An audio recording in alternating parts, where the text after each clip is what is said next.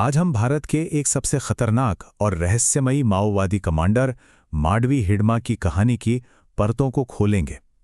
एक ऐसा नाम जो दशकों तक बस्तर के घने जंगलों में एक खौफ का दूसरा नाम बना रहा। तो सवाल यह है कि आखिर कौन था बस्तर के जंगलों का ये भूत, एक ऐसा साया जिसकी मौजूदगी तो हर कोई महसूस करता था, लेकिन जिसकी कोई शक्ल, कोई पहचान नहीं थी। कहते हैं कि जंगलों में एक साया था, एक ऐसा नाम जिसे सुनकर सुरक्षा बलों की रूह कांप जाती थी। देखिए, ये एक लाइन ही हिडमा की शख्सियत और उसके खौफ को बताने के लिए काफी है। तो चलिए इसी रहस्य को और गहराई से समझते हैं। हमारा पहला हिस्सा है जंगल का भूत। यहां हम ये जानने की कोशिश करेंगे कि हिडमा के चारों तरफ इतनी गोपनीयता का पर्दा क्यों था।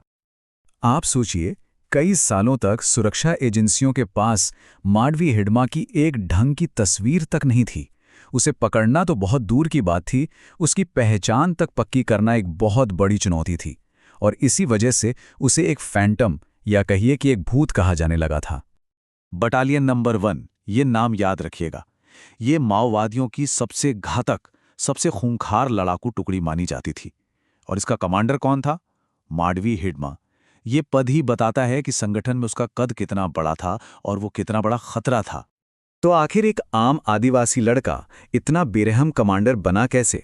चलिए थोड़ा पीछे चलते हैं और उस सफर को देखते हैं जिसने उसे इस मुकाम तक पहुंचाया। 1981 में छत्तीसगढ़ के सुकमा के एक बहुत छोटे से गांव पुवर्ती में उसका जन्म हुआ था। 90 के दशक के आखिर में वो एक नौजवान लड़के के तौर पर माओवादी आंदोलन से जुड़ा।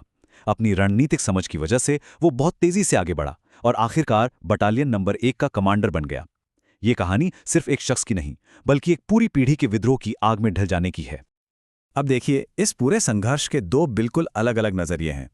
सरकार की नज़र में हिडमा एक बेरहम आतंकवादी था जो सैकड़ों सुरक्षाकर्मियों और आम नागरिकों की मौत का जिम्मेदार था। वहीं दूसरी तरफ माओवादी उसे एक क्रांतिकारी नायक की तरह देखते थे, जो आदिवासियों के हक और जमीन के लिए कथित सरकारी शोषण के खिलाफ लड़ रहा था। तो सवाल ये है कि ये विद्रोह इतना फैलता ही क्यों है? इसके पीछे कई गहरी सामाजिक और आर्थिक वजहें हैं। आदिवासी इलाकों में बहुत ज़्यादा गरीबी, विकास का नामो निशान न होना और घने जंगलों में सरकार की पहुंच लगभग जीरो होना, इन्हीं सब हालात का फायदा उठाकर माओवादी संगठन वहां के नौजवानों को अपने साथ जोड़ते हैं। अब हम उस दौर की बात करेंगे जिसने हिडमा का नाम सरकार की मोस्ट वांटेड लिस्ट में सबसे ऊपर ला दिया। यह हिस्सा है साये में एक युद्ध। 76 ये सिर्फ एक नंबर नहीं है, ये 2010 के दंतेवाड़ा हमले में शहीद हुए सीआरपीएफ जवानों की संख्या है। और माना जाता है कि इस भयानक हमले को हिडमा ने ही प्लान और लीड किया था। ये उसकी सबसे घातक कार्रवाइयों में से एक थी। ये कुछ बड़े हमले हैं जो सीधे सीधे हिडमा के नाम से जुड़ते हैं। 2010 का दंतेवाड़ा हमला तो सुरक्षा बलों पर एक बहुत बड़ा घाव था ही, लेकिन 2013 में दरबा घाटी में एक राजनीतिक काफिले पर जो हमला हुआ, जिसमें राज्य के कई बड़े नेता मारे गए, उसने ये साफ कर दिया कि उसका निशाना सिर्फ सुरक्षा बल नहीं, बल्कि पूरी राजनीतिक व्यवस्था थी।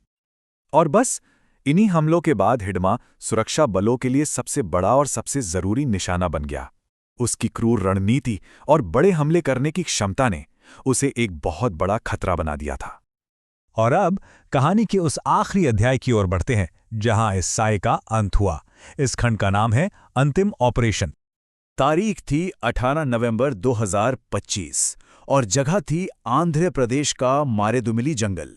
सुरक्षा बलों ने एक बहुत बड़ा ऑपरेशन लॉन्च किया जिसका एक ही निशाना था, हिडमा। अब इस घटना को लेकर भी दो अलग अलग बातें सामने आती हैं। आधिकारिक बयान कहता है कि ये एक कामयाब ऑपरेशन था जिसमें हिडमा और उसके 6 साथी मारे गए, लेकिन दूसरी ओर कुछ मानवाधिकार कार्यकर्ता और समूह ये दावा करते हैं कि ये एक सुनियोजित फर्जी मुठभेड़ हो सकती थी। तो हिडमा के अंत के बाद अब आगे क्या? हमारा आखिरी हिस्सा इसी सवाल का जवाब ढूंढने की कोशिश करता है। हिडमा के बिना भविष्य। हिडमा के मौत के बाद जो हालात बने हैं, उन्हें हम 3 हिस्सों में देख सकते हैं। जाहिर है, ये सुरक्षा बलों के लिए एक बड़ी रणनीतिक जीत है। इससे माओवादी नेटवर्क को भी एक जोर का झटका लगा है, और हाँ, सरकार के लिए भी एक मौका है कि वो आदिवासी इलाकों में विकास का काम तेजी से आगे बढ़ाए। तो कुल मिलाकर हिडमा की मौत सुरक्षा बलों के मनोबल के लिए एक बड़ी जीत है। इससे माओवादी लीडरशिप में खालीपन आया है अब ये देखना होगा कि सरकार इस मौके का इस्तेमाल कैसे करती है ताकि इलाके में शांति और विकास की पहल को आगे बढ़ाया जा सके। और आखिर में एक सबसे बड़ा सवाल जो पीछे छूट जाता है, क्या एक कमांडर के खत्म हो जाने से दशकों से चला आ रहा ये संघर्ष भी खत्म हो जाएगा, या फिर हिडमा उन गहरी समस्याओं का महज एक चेहरा था जिनका समाधान खोजना अभी भी बाकी है? खैर, इसका जवाब तो आने वाला वक्त ही देगा।